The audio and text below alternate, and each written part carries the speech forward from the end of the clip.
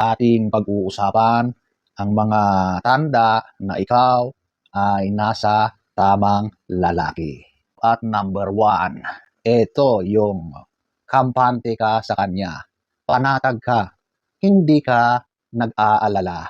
Number 2, ito yung kaya mong ipakita yung totoong ikaw, yung hindi ka nagkukunwari.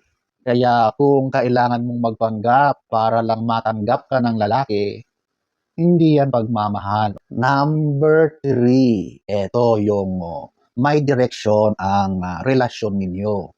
Hindi pwede yung bahala na. Ang lalaki na pumapasok sa isang relasyon, marami yang plano.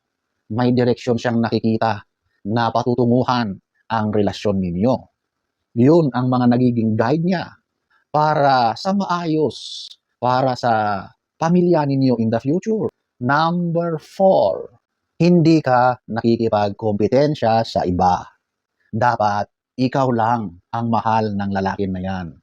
At never, huwag kanyang ikukumpara sa iba, sa ibang babae.